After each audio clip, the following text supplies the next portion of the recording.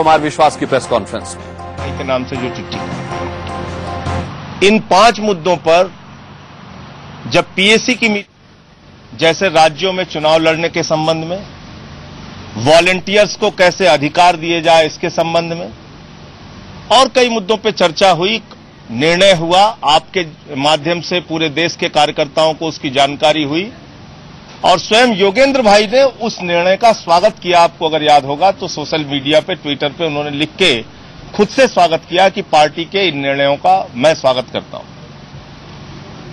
दूसरी बात, इसमें आज उन्होंने सवाल उठाया है वोटिंग का और आंतरिक लोकतंत्र का, राज्यों को अधिकार दिए जाए निर्णय लेने के। अब जब आप उनके चिट्ठी को देखेंगे तो इसमें उन्होंने स्वयं लिखा है कि सेंट्रल लोकपाल से पूछकर पार्टी के अंदर राज्यों में लोकायुक्त की नियुक्ति की जाए। तो ये आपका खुद का विरोधाभासी बयान हो जाता है। जब आप राज्यों को अधिकार देने की बात कहते हैं तो राज्यों में लोकायुक्त कौन बनेगा ये फैसला राज्य के पदाधिकारी करते हैं। लेकिन जब आपने अपनी चिट्ठी लिखी तो उसमें आपने लिख दिया कि सेंट्रल लोकपाल से पूछ के राज्यों के लोकायुक्त की नियुक्ति की जाए। एक मांग इसमें आपने अरविंद केजरीवाल के स्टिंग से, हॉर्स ट्रेडिंग उसको कहते हुए, उसकी जांच की लिख दी, जिस स्टिंग के लिए स्वयं योगेंद्र भाई ने फेसबुक पे, ट्विटर पे लिख के ये कहा था कि मीडिया अनावश्यक तरीके से अरविंद केजरीवाल को टारगेट कर रहा है स्टिंग के मामले में। जब आप चिट्ठी लिखते हैं तो उसमें आप लिख रहे हैं कि वो हॉर्स ट्रेडिंग से रिलेटेड स्टिंग थी और उसकी जांच कराई जाए। इसका मतलब बाहर कुछ बोलना है, अंदर कुछ बोलना है। फिर आपने इन 5 मुद्दों की बात कही। मैं पूरे जिम्मेदारी के साथ यह कहना चाहता हूं कि इन 5 मुद्दों पर, ज्यादातर मुद्दों पर सहमति थी और आज पूरी तरह से सहमति उस वक्त हो गई जब स्वयं योगेंद्र भाई ने कहा कि पृथ्वी रेड्डी जी और आशीष खेतान जी जो मसौदा तैयार कर देंगे वो हम लोगों को भी मंजूर होगा और आपको भी मंजूर होना चाहिए। तुरंत हम लोगों ने कहा इसमें कहीं कोई आपत्ति नहीं है, वो सारा मसौदा, वो सारी बातचीत हम लोगों को मंजूर होगी। उस पर आदरणीय पृथ्वी रेड्डी जी ने एक ईमेल भेजकर मसौदा भी तैयार किया जो आशीष खेतान जी के पास है। उसको मोटे तौर पर उन्होंने देखा और कहा कि हां ठीक है।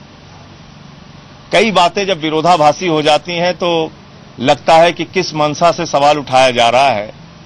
एक तरफ कहते हैं वोटिंग के जरिए निर्णय लिया जाए, दूसरी तरफ आज स्वयं उन्होंने 10-11 नाम दिए और कहा कि इनमें से 7 या 8 लोग एनी में रखे जाएं, नेशनल एग्जीक्यूटिव में रखे जाएं। अगर आप लोकतंत्र में यकीन रखते हैं और वोटिंग के जरिए निर्णय की बात कहते हैं तो आपको एनसी का इंतजार करना चाहिए। नेशनल काउंसिल तय करती कि भाई किसको एनी में जाना है, नहीं जाना है। लेकिन उन्होंने 8 नाम पे फैसला लेने की बात कही, उस पे भी सहमति हो गई। हमने और कुमार विश्वास ने यह प्रस्ताव रखा कि पीएससी और एनी से हम लोग इस्तीफा दे देते हैं। उन्होंने कहा भूमि अधिग्रहण के खिलाफ पूरा देश में हम आंदोलन चलाएंगे। हमने कहा ठीक है, आपके साथ मिलकर देशव्यापी आंदोलन खड़ा किया जाएगा। सारी बातों को क्रमवार मानने के बाद, एक एक बात को मानने के बाद, और पिछले 10 दिनों से मैं दिन रात लगा हुआ था इस परिवार को बचाने के लिए कि किसी एक समाधान पे हम पहुंच जाएं, किसी एक समझौते पे हम पहुंच जाएं, अपने कार्यकर्ताओं की उम्मीदों को हम बचा लें, लोगों की जो भरोसे, जो उम्मीद हमसे जगी उसको हम बचा लें। लेकिन बहुत ही अफसोसजनक तरीके से आज शाम को 6:15 बजे योगेंद्र भाई का फोन आया और कहा उन्होंने कि बातचीत सारी खत्म इसलिए की जाती है कि हम लोगों को आपके ऊपर बिल्कुल भरोसा नहीं है कि 28 तारीख के बाद आप कोई भी बात मानेंगे या लागू करेंगे। इस प्रकार का कोई भरोसा हम लोगों को नहीं है। ऐसा उन्होंने वक्तव्य दिया जो बहुत पीड़ा देने वाला है, खासतौर से उस स्थिति में जब हम लगातार आपकी बातों को मानते जा रहे हैं, लगातार आपके एक एक मांग को हम मानते जा रहे हैं। तो मुझे सिर्फ इतना कहना है कि जो बात पिछले 10 दिनों से चल रही थी, बहुत सकारात्मक चल रही थी, आज उसका दुर्भाग्यपूर्ण तरीके से अंत हुआ है।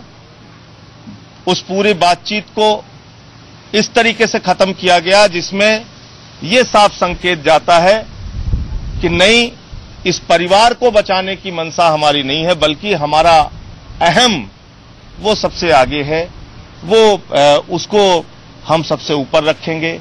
क्योंकि जब ये वक्तव्य दिया जाता है कि हमारी मांगे कुछ इस प्रकार की हैं कि आप माउंट एवरेस्ट पे बगैर स्वेटर के चढ़ जाइए तो हम 6वीं मंजिल से कूद के अपनी जान दे देंगे, ये किस प्रकार की सोच है, ये किस प्रकार की भावना है? बातचीत के दौरान कही गई। ये आशीष खेतान से बातचीत के दौरान योगेंद्र भाई ने कहा, और ये सुन के उस दिन बहुत मन को पीड़ा हुई कि हम किस प्रकार की सोच रखते हैं पार्टी के बारे में, कि जो मांगे उन्होंने रखी वो स्वयं ऐसा मानते हैं कि उन्होंने कहा कि हम चाह रहे हैं कि आप बगैर स्वेटर के माउंट एवरेस्ट पे चढ़ जाइए, तब हम 6वीं मंजिल से कूद के अपनी जान दे देंगे। इसका मतलब आप इस पार्टी को ही खत्म करना चाहते हैं, आप चाहते हैं बगैर स्वेटर के हम माउंट एवरेस्ट पे चढ़ जाएं। तो ये सारी चीजें हैं जो आपकी जानकारी में आना आवश्यक थी। और जितनी भी मांगे उन्होंने ये 5 मांगे रखी हैं, उनमें से लगभग सारी मांगे मान ली गई थी, और पृथ्वी रेड्डी जी के जरिए जो मसौदा तैयार हुआ था उस पे भी हम लोगों की मंजूरी थी। ये आपकी जानकारी में देता। सर, 2 छोटे सवाल हैं। आनंद कुमार उनके साथ बैठे हैं, प्रशांत भूषण और योगेंद्र यादव के साथ आनंद कुमार भी बैठे हैं, तो आनंद कुमार पर क्या पार्टी कार्रवाई करेगी?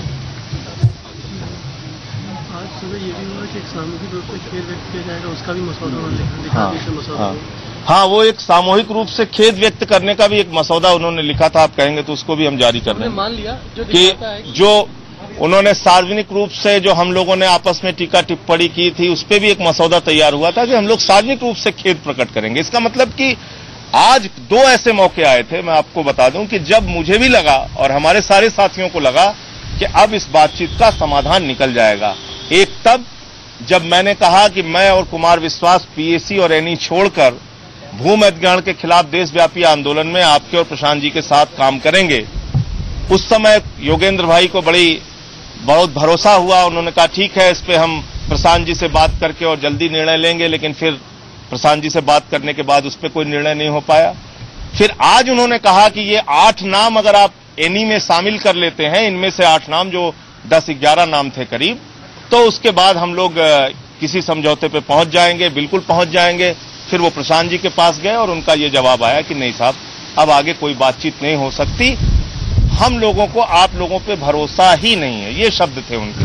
तो ये मुझे लगता है कि एक बहुत ही अफसोसजनक अंत हुआ पूरी बातचीत। आनंद जी उन्होंने मांगा था, वो कह रहे कि हमने कभी ऐसा नहीं किया था कि अरविंद केजरीवाल को पद से हटाने के लिए या जो इस्तीफे की मांग आगे भी जुमील कर लिया था उन्होंने, थोड़ी सी आधुनिक कहा। नहीं, हम लोगों की बातचीत के दौरान मैं आपको बता दूं, 10 दिनों में बहुत सारे भावुक क्षण आए। जब कभी हमारी आंख में आंसू आया, उनकी भी आंख में आंसू आया। इन सब चीजों से इनकार नहीं है। इस परिवार को बचाने के लिए हम लोग संजीदा थे और एक एक बात मानी है, एकदम हर तरह से उनके सामने रगड़ के, हाथ जोड़ के, मतलब हर तरीके से कोशिश किया।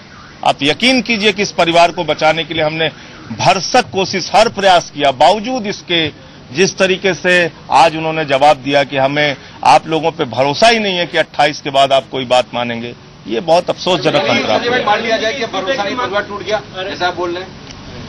अब उन्होंने ये खुद से कहा है, आप पूछ लीजिएगा उनसे। आपने कहा कि अरविंद के इस्तीफे की मांग की जा रही है, सीधा सा मतलब है जिसका पार्टी को कमजोर करना। क्या आपके पास कोई वाकई बड़ी वजह है जो आपको लगता है कि वो दोनों जो पार्टी से शुरू से जुड़े रहे वो पार्टी को कमजोर करेंगे? कोई तो वजह हो।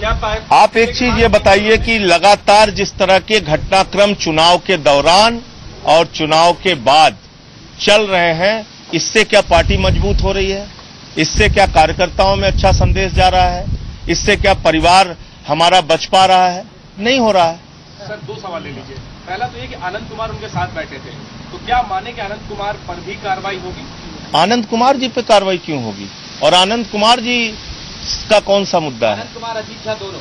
नहीं, मैं कह रहा हूं उनसे संबंधित कोई मुद्दा ही नहीं है। दूसरा सवाल है सर, दूसरा सवाल है, वो तो बातचीत में, एक सकारात्मक बातचीत में वो स्वयं शामिल थे। कोई कार्रवाई नहीं, कार्रवाई का प्रश्न ही आपका अजीब है। दूसरा सवाल ये सर कि आप लोग जो तमाम उनका ऑफर मानने के लिए तैयार थे कि इतने यानी के मेंबर्स ले लीजिए, ये कर लीजिए, वो कर लीजिए, आप लोग क्या चाहते थे उनसे? क्या आप लोग उनसे ये चाहते थे कि दोनों नेशनल एग्जीक्यूटिव से इस्तीफा दे दें? देखिए, हम लोग ये चाहते थे कि ये पार्टी का परिवार बचे, और हम लोग ये चाहते थे कि एक राष्ट्रव्यापी आंदोलन भूमि अधिग्रहण के खिलाफ जो चले, उसमें हम और कुमार विश्वास और उनकी ओर से प्रशांत जी और योगेंद्र भाई के नेतृत्व में हम लोग काम करें पूरे देश के अंदर। हम लोग ये चाहते थे कि हरियाणा में जिस प्रकार से वो काम कर रहे हैं और मजबूती के साथ हरियाणा में वो संगठन को खड़ा करें। मैं यूपी में काम देख रहा हूं, मैं काम करूं। नेशनल एग्जीक्यूटिव छोड़ दें। देखिए, मेरा ये कहना है कि अब आप एनसी का पे भरोसा रखिए। 28 तारीख को एनसी होगी। एक एक चीज को एक एक चीज क्या चाहते थे, ये खुल के एक एक आप लोग नेशनल एग्जीक्यूटिव से उनकी विदाई एक एक चीज पर एनसी में विस्तार से चर्चा होगी। मैंने जो बातचीत पिछले 8-10 दिनों के अंदर हुई थी, वो सारी जानकारी आपको दी। कभी अरविंद केजरीवाल की इस्तीफे की मांग की थी उन्होंने? आप एक चीज ये बताइए कि अब इसमें कहीं कोई आपको शक शुबह लगता है? एक एक बात जब हम मानने के लिए तैयार हैं, बावजूद इसके आप कह रहे हैं हमें कोई यकीन और भरोसा नहीं है। 27 तारीख को एक अलग से मीटिंग हो रही है, कल एनसी मेंबर्स की एक अलग से मीटिंग की जा रही है। ये किस प्रकार के संकेत हैं? ये किस प्रकार की कार्रवाई है? लगातार ये मुहिम चल रही है हटाने की, एक कोशिश चल रही है अरविंद को हटाने की। मैं एक बात आपको बता दूं, 6 जून 2014 को जो दिल्ली के अंदर राष्ट्रीय कार्यक्रम, तो इस परिवार को 10 दिन से जोड़ने की कोशिश जो संजय सिंह कर रहे थे, उसमें आज उन्हें नाकामी हाथ लगी। उनका पक्ष आपने सुना।